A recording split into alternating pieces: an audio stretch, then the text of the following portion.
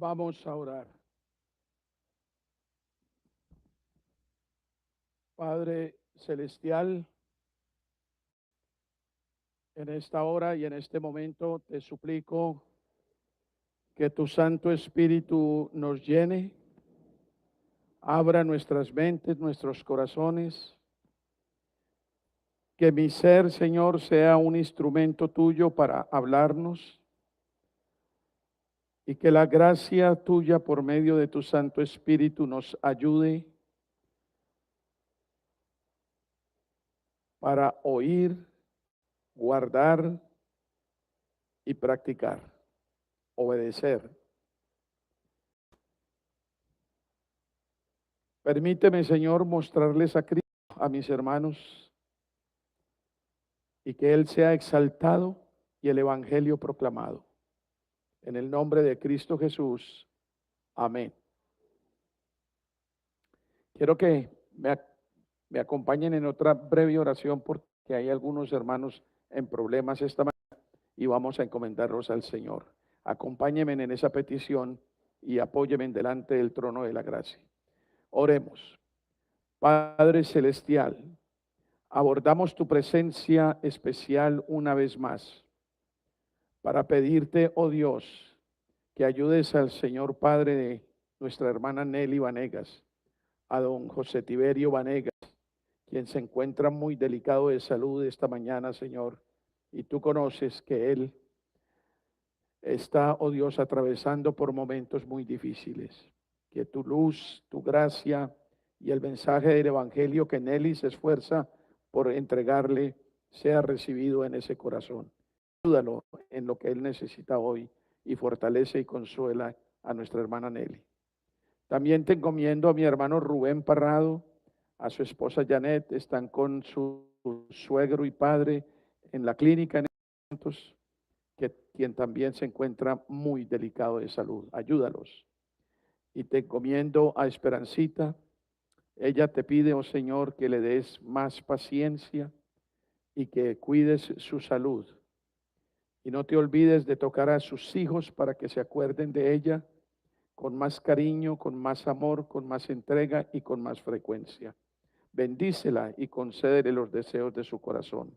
En el nombre de Cristo Jesús. Amén. Ahora sí vamos a la palabra de Dios y vamos a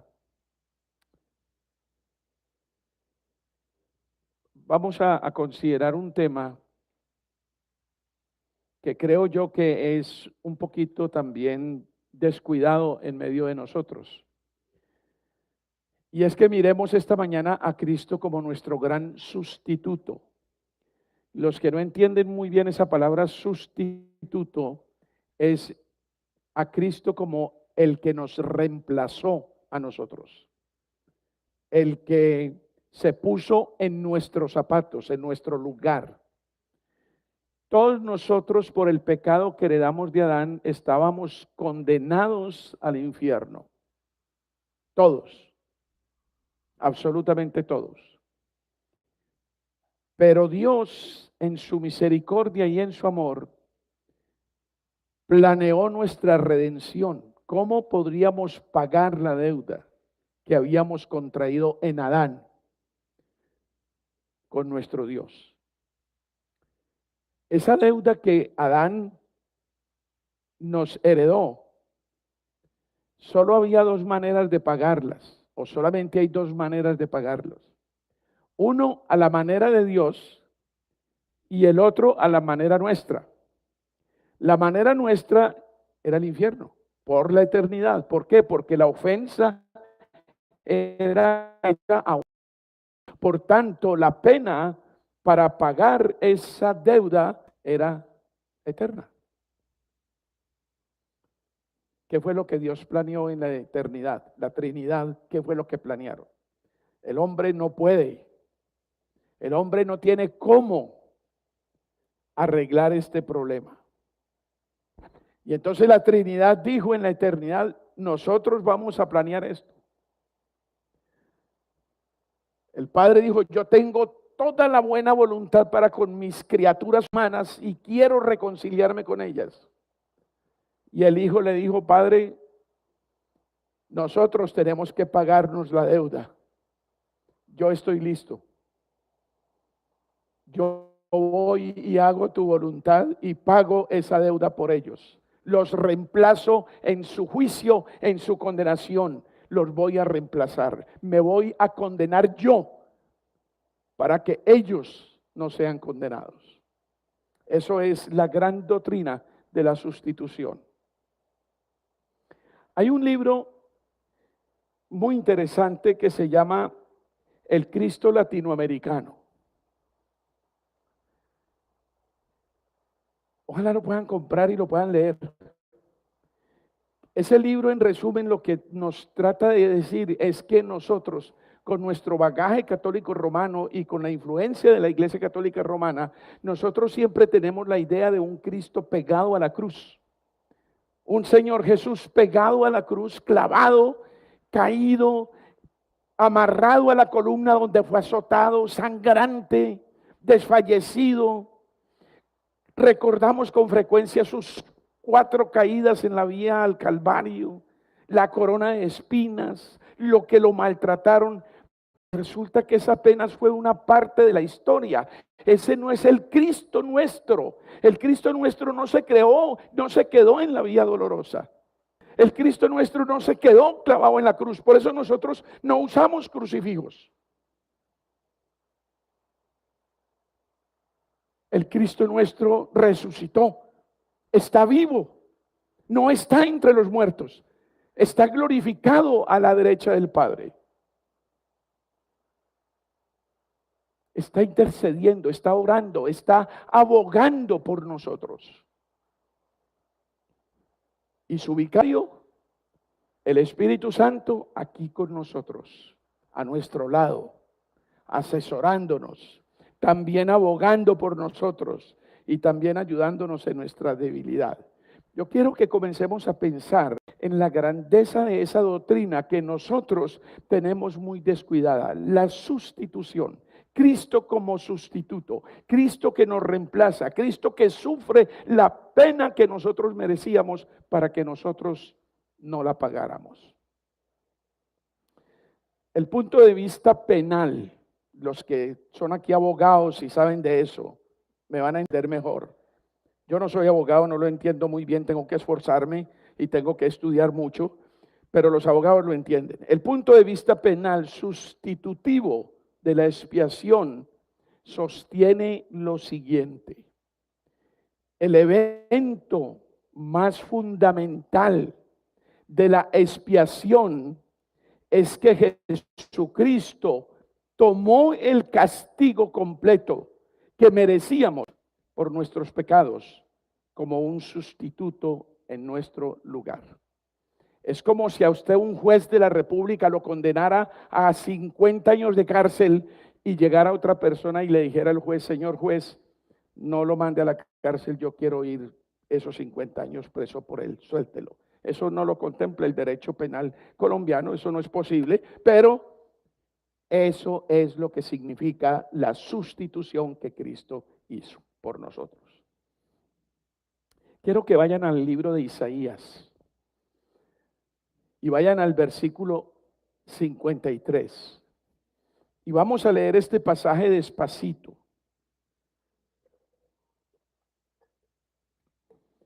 Espero que el Espíritu Santo les permita mirar en cada uno de los versículos de este pasaje a Cristo reemplazándolo a usted, Cristo sustituyéndolo. Entonces el hecho de la redención no solo que Él murió en la cruz, no solo que derramó su sangre, no solo que su cuerpo fue molido, sino que nos reemplazó en el castigo. Isaías 53 y el versículo 4. Miren lo que dice: ciertamente llevó Él, ¿qué cosa? Nuestras enfermedades. Ahora, este versículo infortunadamente ha sido mal usado y mal interpretado por los pentecostales extremos. ¿Por qué? Porque ellos lo aplican literalmente a sus enfermedades corporales. Pero no se trata de eso. Aquí hay una visión completamente espiritual y tiene que ver con su enfermedad espiritual, con su lepra del alma, con la muerte que causa su pecado. Entonces dice muy claramente, muy concretamente, dice, Él ciertamente llevó Él nuestras enfermedades y sufrió nuestros dolores.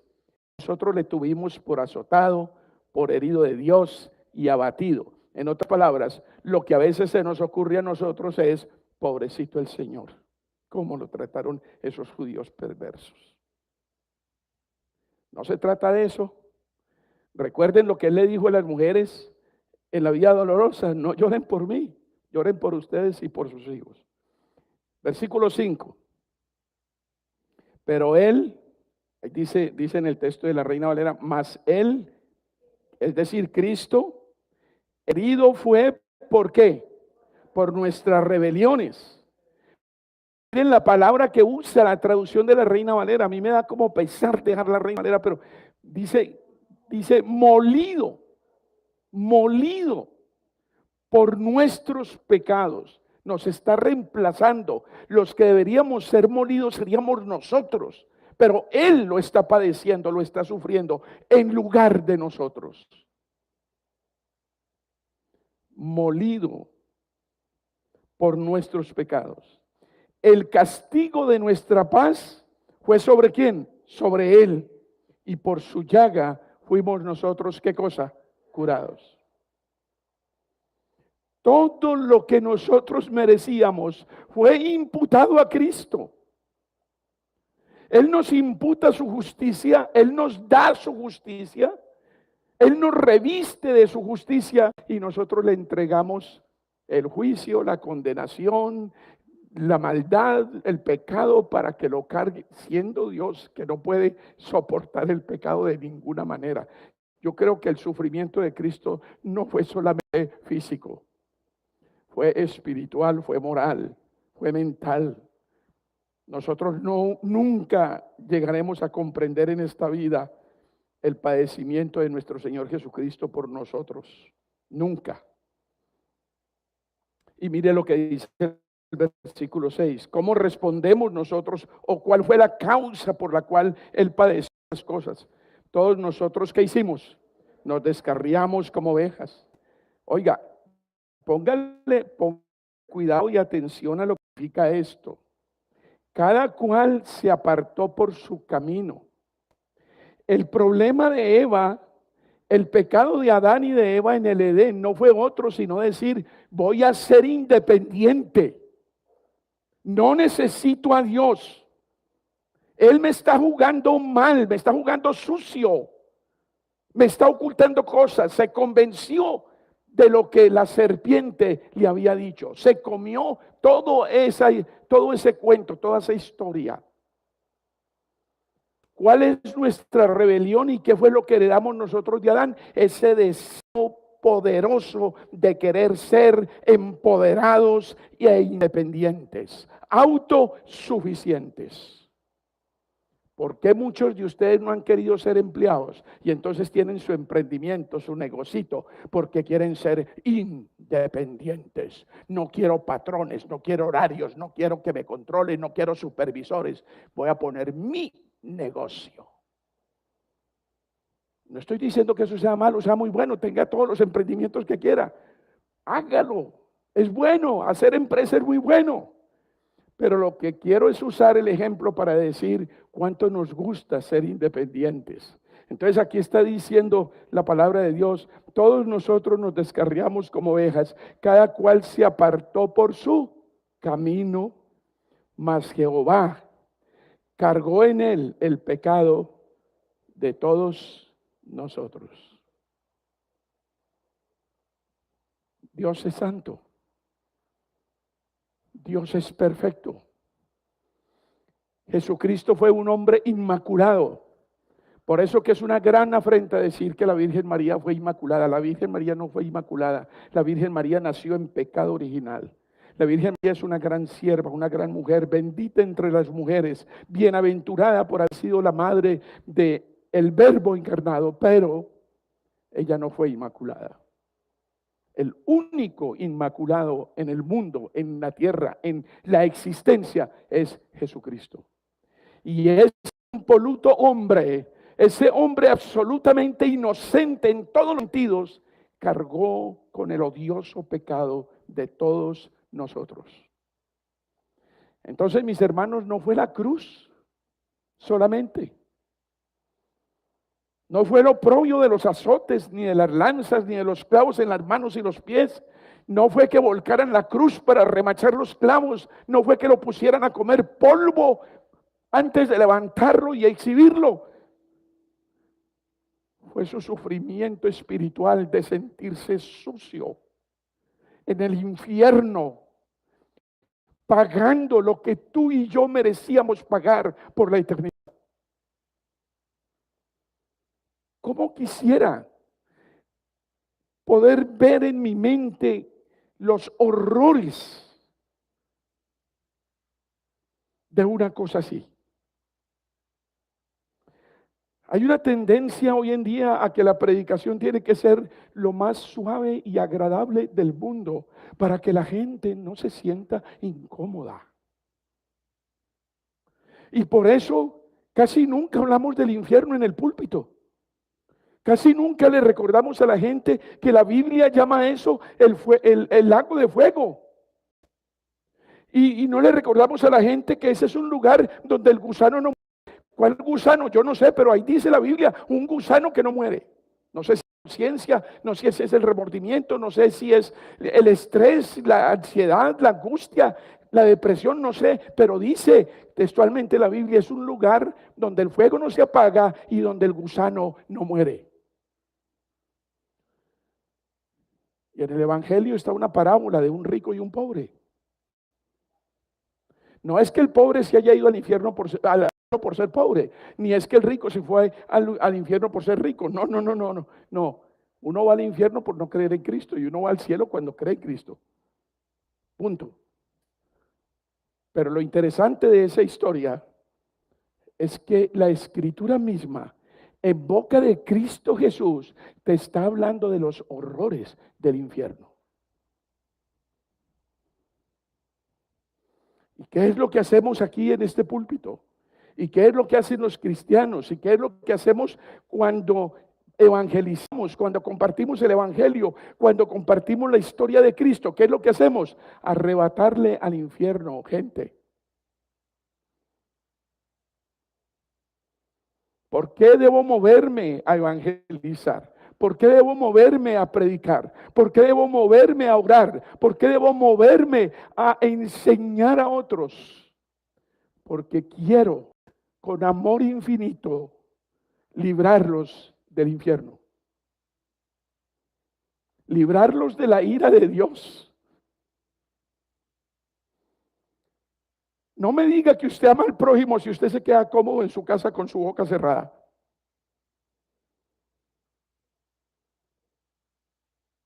No son los oidores los que se justifican, son los hacedores los que demuestran que han sido justificados por la obra de Cristo.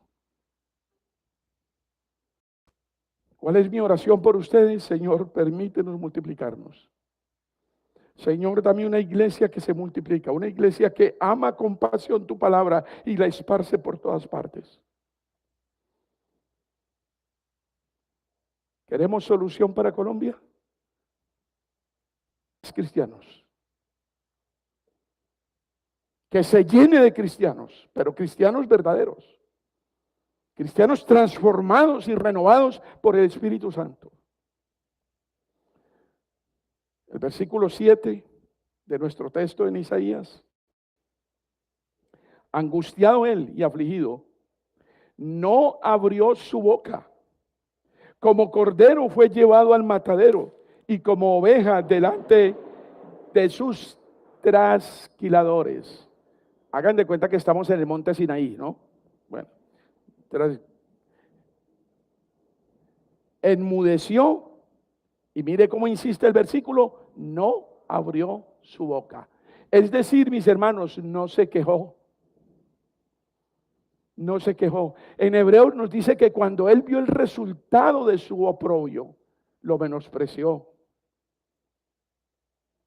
Fue voluntariamente a la cruz porque vio el resultado de todo lo que él iba a cosechar con su acto. Versículo 8, por cárcel y por juicio fue quitado, y su generación, ¿quién la contará? Porque fue cortado de la tierra de los vivientes, y por la rebelión de mi pueblo fue herido. Versículo 9, y se dispuso con los impíos su sepultura, mas con los ricos fue en su muerte, aunque nunca hizo maldad, ni hubo engaño en su boca. ¿Por qué fue con los ricos en su sepultura? Porque fue un rico el que le dio su sepulcro. Un sepulcro que nadie había usado y hecho en la peña. De manera que tuvo una tumba exquisita nuestro Señor Jesucristo. Versículo 10, con todo eso, oigan este versículo, con todo esto, Jehová, ¿qué quiso? Quebrantarlo. Jehová lo sujetó al padecimiento. Imagínense al padre llevando su hijo al holocausto. Y ninguno de los que estamos aquí puede dudar que hay un amor entrañable entre el Padre y el Hijo y el Espíritu Santo. Pero el Padre lo llevó al cadalso cruel de la cruz y lo sometió a quebranto. El costo de nuestra salvación no es solamente el costo del sufrimiento de Cristo, sino el sufrimiento del Padre y del Espíritu Santo. Es un asunto de la Trinidad porque es un solo Dios.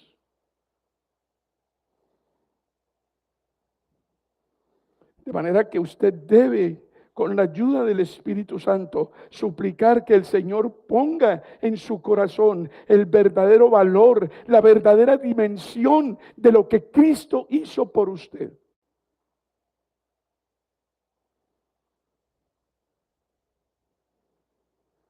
Porque, hermanos, la única cosa que lo debe mover a usted a cambiar de vida es la gratitud al comprender lo que Dios hizo por usted. Gratitud, no obligación, gratitud. Y cuando uno tiene gratitud en el corazón, hace las cosas voluntariamente, no por obligación, no porque se las impongan, no porque se las exijan, no porque me causen satisfacción.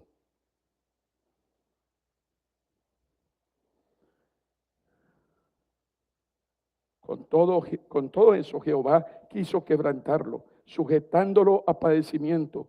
Cuando haya puesto su vida en expiación por el pecado, entonces verá qué linaje, verá descendencia, vivirá por largos días y la voluntad de Jehová será en su mano prosperada.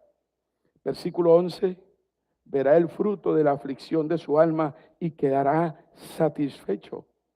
Por su conocimiento justificará mi siervo justo a muchos, justificará mi siervo a muchos y llevará, ¿qué cosa? La iniquidad de ellos. Por tanto, versículo 12, yo le daré parte con los grandes y con los fuertes repartirá despojos, por cuanto derramó su vida hasta la muerte y fue contado con los pecadores, habiendo él llevado el pecado de muchos, orado por los transgresores. ¿Y sabe lo que está haciendo Cristo en este momento a la derecha del Padre? Orando por mí y por ustedes. Eso es lo que está haciendo Cristo a la derecha del Padre. Qué gran verdad, qué historia tan impresionante, qué bendición, qué don para nosotros es Cristo, nuestro gran sustituto, el que padeció por nosotros, en lugar de nosotros, el que se entregó en lugar de nosotros y fue molido por nuestras rebeliones. Con razón Pablo en 2 de Corintios capítulo 9 versículo 15 dice: gracias a Dios por su don inefable. Inefable. Busquen en el diccionario esta palabra, inefable. Y el don inefable es Cristo. Ese es nuestro don inefable. Escúchenme bien esto.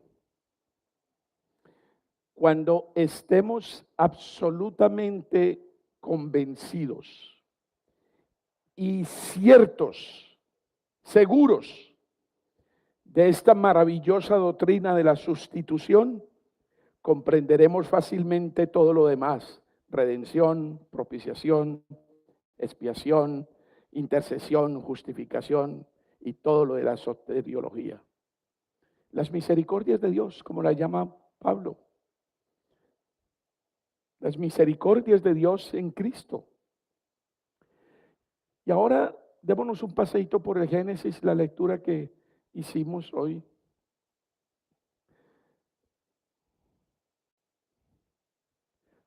Como está lloviendo y hay almuerzo, pues nadie tiene afán, ¿no es cierto? Ok. Génesis capítulo 3, después de que Eva conversa con el diablo la convence, ella se traga todo lo que el diablo le dice. Dice, como consecuencia de lo que ellos hicieron, dice Génesis 3:7.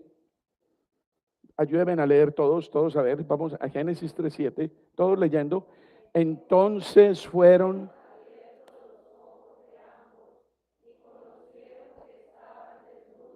Muy bien.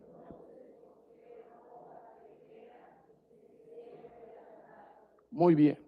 Entonces fueron abiertos los ojos cuando pecaron, cuando se rebelaron, fueron abiertos los ojos, y no quiere decir esto que ellos tenían los ojos cerrados o que eran ciegos. Algunos dicen esto de la ciencia del bien y del mal, no sé, tenemos que ser más juiciosos y estudiar mejor la palabra cuando la leemos, porque yo me pregunto, ¿Adán conocía el mal o no? ¿No? Y cuando le dijeron, si comes te mueres, ¿cuál era el mal? El morir, ¿no? El comer era el pecado, pero la consecuencia era ¿qué? El morir. El mal es el morir. Si no comes, no hay problema. Sigues en la comunión conmigo, sigues en esta amistad que tengo, pero si comes, mueres. Adán conocía la comunión con Dios, el estar en paz con Él, en disfrutar de sus bondades, y conocía las consecuencias de la rebelión, el mal. Pero hasta ahora ellos se sentían completos, íntegros. Como diríamos en el local colombiano, no les dolía una muela.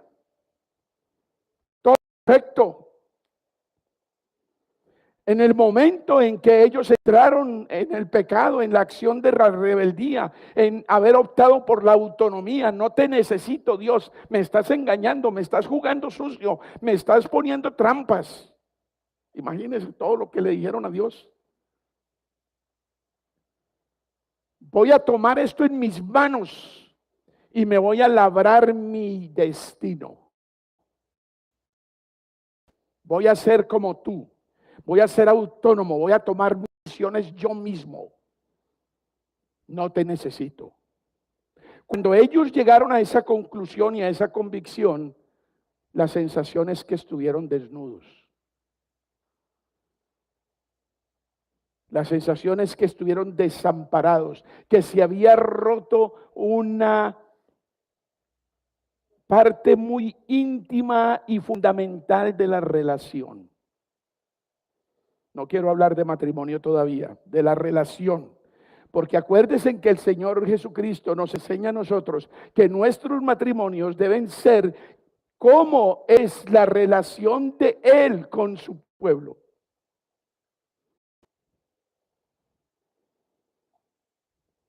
La desnudez en el Antiguo Testamento implica debilidad, necesidad y humillación. Deuteronomio, vayan a Deuteronomio 28, 48. Deuteronomio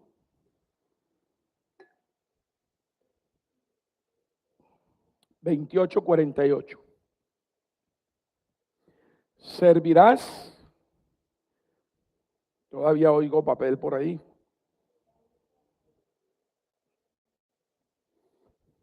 Deuteronomio 28, 48. Servirás, por tanto, a tus enemigos que enviare Jehová contra ti, con hambre y con sed y con desnudez y con falta de todas las cosas. Y él pondrá yugo de hierro sobre tu cuello hasta destruirte, con sed y con desnudez. ¿Saben qué contexto está este versículo? Está en el contexto de Deuteronomio cuando habla de las bendiciones de la obediencia y las maldiciones de la desobediencia. Desnudez en la Biblia significa humillación, debilidad, necesidad. Vamos a compararlo con otro versículo. Vayan a Job, en el capítulo 1. ¿Se acuerdan de Job? El personaje ese que quedó arruinado de un momento a otro, después de ser muy próspero y ser un hombre muy poderoso y muy influyente. Job, en el versículo 1, en el capítulo 1, en el versículo 21, dice, dijo, desnudo, ¿qué cosa? Desnudo salí del vientre de mi madre y desnudo volveré allá.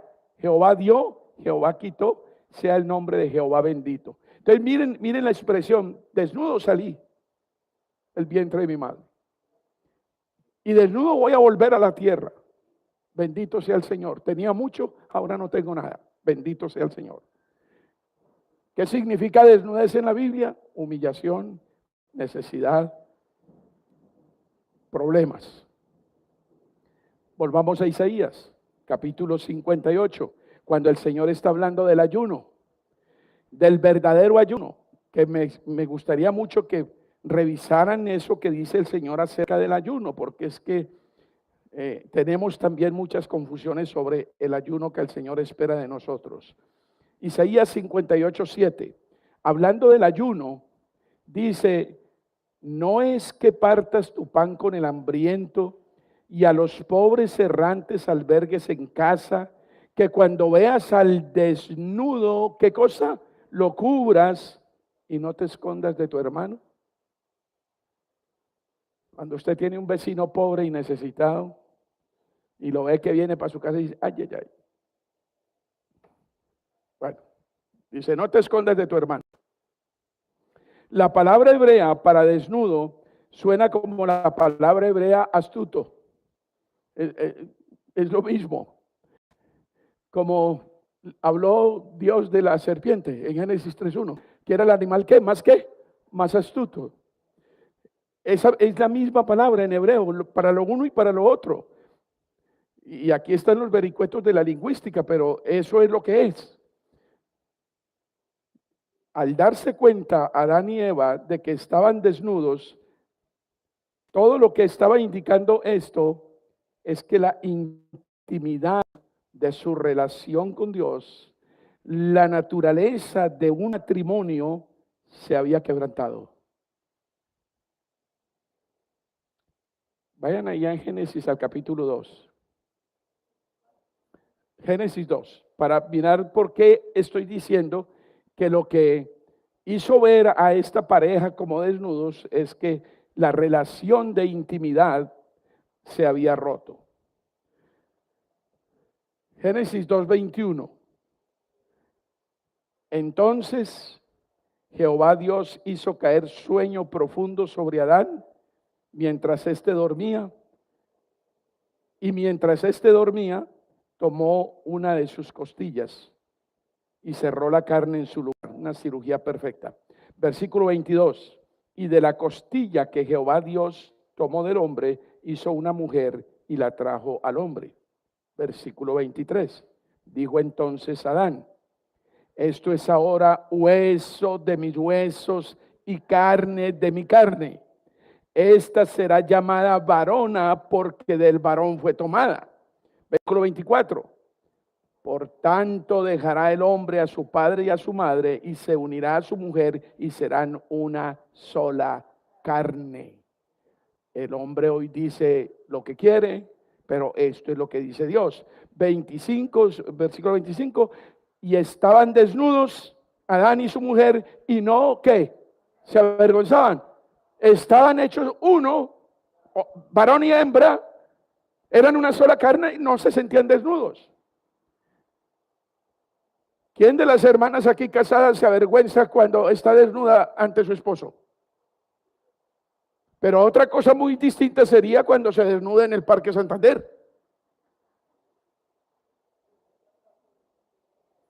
La relación íntima. Este concepto de matrimonio con Dios. Adán y Eva estaban casados con Dios. Había una relación íntima, semejante a la del matrimonio. Y de pronto la rompen. Se sienten desnudos, se avergüenzan. Su conciencia no los deja. Pierden la paz. Y entra el temor. La confianza se torna en desconfianza. La primera experiencia de culpabilidad se demostrará con la vergüenza que esto acarrea y nos hará sentir con desnudez consciente. La redención está vinculada al hecho de que Dios provee una cobertura para el pecado humano.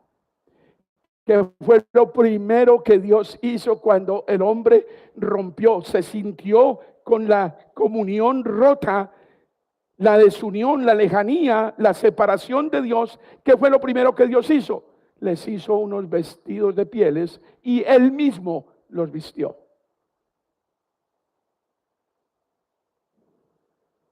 Tras la promesa de Génesis 3:15, de que de la descendencia de la mujer vendría el Salvador.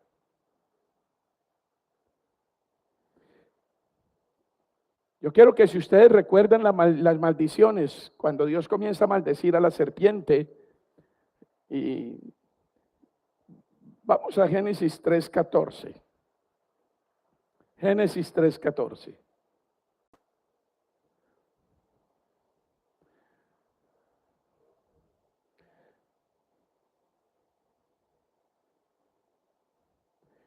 El Señor interrogó a Adán y a Eva. El Señor les preguntó qué fue lo que hicieron. ¿Quién les dijo que estaban desnudos? Hubo un diálogo, pero Dios no le preguntó nada a la serpiente. No le hizo ninguna pregunta, no le dijo por qué hiciste eso.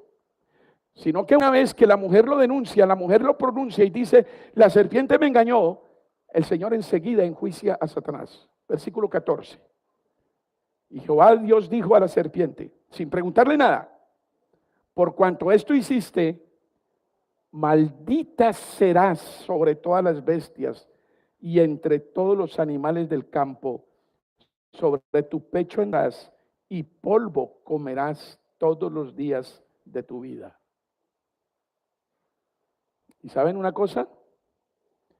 Lo más grave de la maldición para Satanás fue Cristo.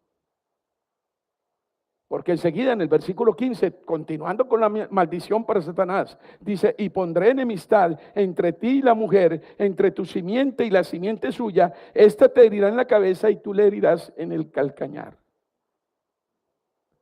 Esa fue la promesa.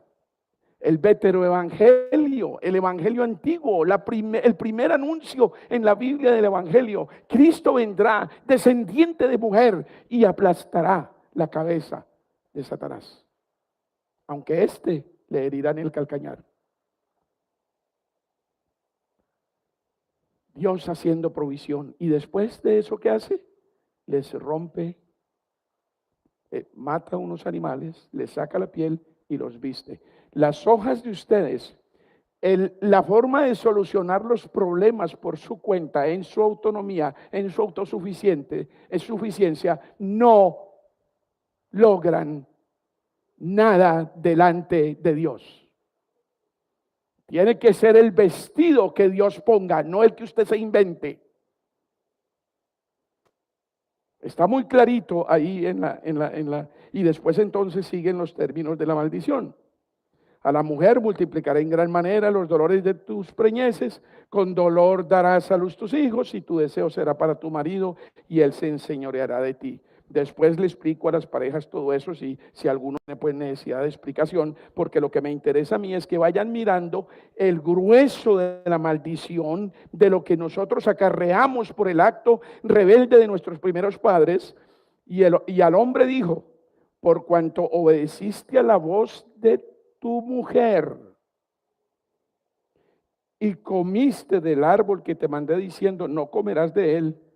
En lo duro de esto, maldita será la tierra por tu causa.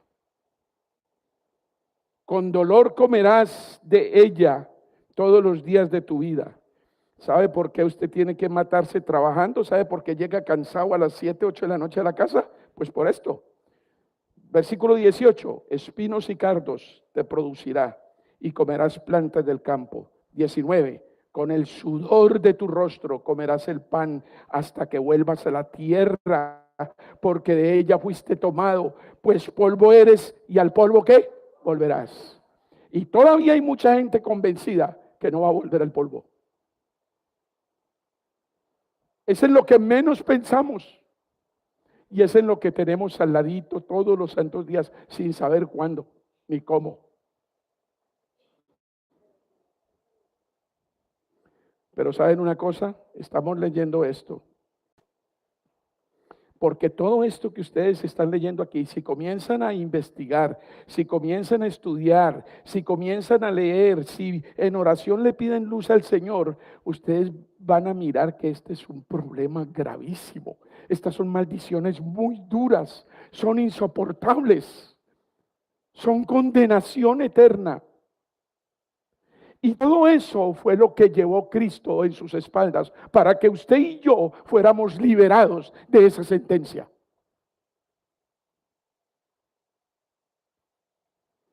Ay, pastor, pero todavía estoy trabajando. Todavía me toca madrugar y llego tarde a la casa. Sí, es que su cuerpo todavía está en espera de la redención. Todavía tienes que luchar. Pero sí puedes decir que experimentas en tu vida la protección, la providencia, la provisión y el amor de Dios todos los días de tu vida. Como hijo de Dios. Porque Romanos 8:28 no es una caricatura ni es un chiste. Es una realidad. A los que aman a Dios, todas las cosas les ayudan a bien. Esto es, a los que conforme a su propósito son llamados. Y ¿saben una cosa? Todos ustedes son llamados. ¿Saben por qué? Porque están aquí escuchando esto, escuchando el Evangelio, escuchando la Escritura. ¿Qué está haciendo Dios en este momento? Llamándolos y hablándoles como llamados. Por eso a mí como pastor me aterra la indiferencia. Por eso a mí como pastor me aterra que usted tome estas cosas como comprando un bolso allá en Vélez. Como que si esto fuera cualquier... No, miren la gravedad del asunto. Miren lo que acarrea la rebeldía. Miren lo que acarrea la ruptura de ese matrimonio de comunión íntima con Dios. No me lo estoy inventando. Falto de gracia, no es que esté aquí haciendo un sermón perfecto sobre la ley. Hermanos, si usted cree en Cristo, la obra que ya la vimos en Isaías, todo lo que las bondades y las misericordias de Dios son suyas en su corazón, hermano, su vida tiene que cambiar, es otra. Es otra. Lo aterrador es que pasen los años y usted no cambia. No basta con ser religioso, no basta con venir aquí los domingos, no basta con coger la Biblia en la casa, no basta con hacer una oración mal hecha o bien hecha o como sea, no basta con eso. Necesita entender con convicción, con certeza, con verdad lo que Cristo hizo por usted. Y en gratitud, porque entiende, hay gratitud en su corazón, usted quiere actuar diferente. Quiere, no lo obligan. Les vuelvo a contar la historia que he contado 50,000 veces, pero me gustan las historias que yo cuento, no sé por qué. Malucas, pero me gustan. Cuando yo empecé esta iglesia, hace 35 años, uy, se me acabó el tiempo, perdón. Regálenme 2 minutos y les cuento la historia. Cuando yo empecé esta iglesia, aquí en Villavo, estaban de moda los straples, ¿no? Y hay straples de straples, ¿sí o no, damas? ¿No? Pero aquí le gustaba señores straples. Se me acerca un señor y me dice, pastor, ¿por qué desde el púlpito usted no predica que las mujeres se vistan mejor? Esto es un escándalo, mire esto. Yo le contesté al Señor y le dije, mi deber, mi oficio es predicar. Si el Espíritu Santo no convence a mis hermanas de que los straples no son muy convenientes, por más que yo me desgañite, ellas no van a cambiar, si el Señor no las cambie. Y hoy, a ver, hay straples. Después de 35 años. Josefita fue una de las que empezó conmigo. Patricia no. Ay, ya le cambié el nombre a mi hermana. ¿Ah? No, bueno, Betty también, pero la esposa de Norhan. Maritza también, de las primeras. Y Marisa les puede contar de estas historias, ¿no? Pero yo no digo nada. El Espíritu Santo, cuando nos convence, cuando nos abre el entendimiento, cuando nosotros comprendemos las misericordias del Señor, queremos, es que nace del corazón cambiar. Entonces lo aterradores, hermanos, es cuando pasan los años, pasan el tiempo y el mismo, y la cosa.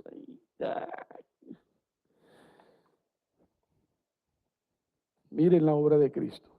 No alcanzamos a considerar a Juan cuando él está en la cruz y todas esas cosas, porque vamos a conmemorar en estos momentos ese sacrificio que él hizo, pero creo que hoy he tratado de mostrarles a Cristo y decirles que si realmente entendieron el Evangelio y creen en él, ustedes van a querer cambiar. Les avergüenza cada vez que pecan. Cuando ustedes cometen un pecado consciente, se sienten desnudos. Se sienten desnudos. Comenzaron todas las alarmas ya. Entonces, solamente quiero terminar con esto. Ya voy a terminar. El Señor a 7 iglesias amonestó en el Apocalipsis, Señor Jesucristo. Iglesias. Y les dijo, si no se arrepienten, las quito.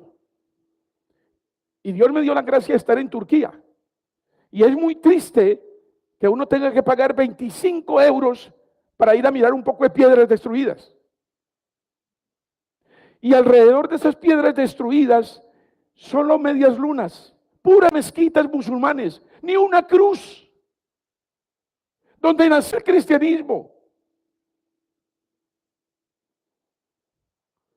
Para que nadie venga a decirme, pastor, predique la gracia, porque cuidado, sí, hay gracia, todo es por gracia, pero hay advertencia, y escribe al ángel de la iglesia en la Odisea, y allá estuve, no, he aquí el amén, el testigo fiel y venidero, y verdadero, perdón. He aquí, amén, el testigo fiel y verdadero, el principio de la creación de Dios que dice esto. Yo conozco tus obras, que ni eres frío ni caliente. Ojalá fueras frío o caliente, pero por cuanto eres tibio y no frío ni caliente, te vomitaré de mi boca. Aquí viene lo que les quería dejar antes de irme, porque tú dices, la Odisea, yo soy rico y me he enriquecido y de ninguna cosa tengo necesidad. Sabes que tú eres un desventurado, miserable, pobre, ciego y desnudo. Si no te arrepientes, la Odisea, quitaré tu candelabro. Entonces hay advertencia, hay amonestación, el Señor viene, nos busca. Y ustedes ven que en estas amonestaciones a las iglesias dice: he aquí yo estoy a la puerta y llamo, y si alguno quiere venir, yo cenaré con él y él conmigo. Habla del arrepentimiento, no habla de la evangelización, habla del arrepentimiento. Necesitamos arrepentirnos, hermanos. No tenemos que poner esperanza en hombres, ni en circunstancias, ni en ideologías, ni en pastores, ni en ancianos, ni en doctores, ni nada de esas cosas. Cristo Jesús. Amén. Cristo Jesús.